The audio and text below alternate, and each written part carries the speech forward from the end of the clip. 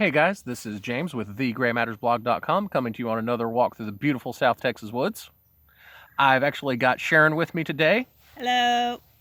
She's actually going to read her story Shark Tea for you guys, so she's going to go ahead and read it, and then we'll talk a little bit about it. Kate had decided that it was the perfect day for reading. It was her day off. She had nowhere in particular to be, and it was raining. Fixing herself a cup of hot tea, she positioned herself in the battered recliner by the window. She alternately read a few sentences, then stared out at the gently falling rain. With her left hand, she absently dabbed her tea bag up and down in the water. She was a little excited to try this new tea. It was an odd mixture of citrus and flowers, and they'd be giving away free sample packets at the grocery store. There'd been no name on the packet, just a tiny picture of a shark on a bright orange background. Watching a squirrel bouncing across the lawn through the rain, Kate tugged on the string of her tea bag, and there was a slight resistance when it raised up. Brow furrowed, she continued to pull until the bag raised completely out of the cup. Then she stared. The tea bag spun in the air, and dangling at the end was a tiny shark. Apparently the package advertised things at life size because the little shark was only about an inch long, a perfect miniature great white. Thinking that maybe it was some kind of toy, Kate reached for it. Suddenly the little shark started thrashing, making the tea bag sway.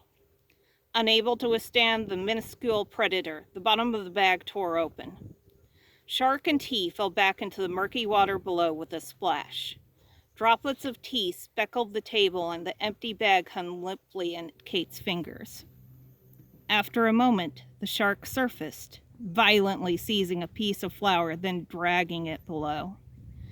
It did this repeatedly until all the bits of flotsam tea were gone. 2 more times the tiny shark circled, only a small triangle of fin visible. Then it sank below the umber waves. It did not come back up. Kate picked up the cup and sloshed it around a little. Nothing happened. After a moment, hoping and afraid that something would answer, she asked to the air, "What the heck am I supposed to do with this now?"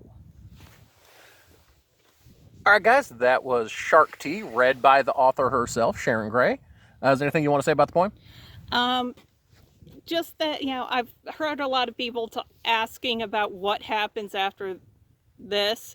Originally, that was just kind of a, slice of bizarre life that didn't have anything after, but I have come up with a few things. Let us know in, comments if you want to hear anything more on this. I do have some ideas. Also, things tend to come in groups. I wrote this just on a whim. I think something inspired me, but it wasn't anything remarkable. I couldn't remember what it was. But right after this, I saw advertisements for shark-shaped tea bags. Like the actual tea bags themselves are shaped like sharks. I'll try to find it and put a link in the comment. But if you want to hear what happens next in the story, let me know.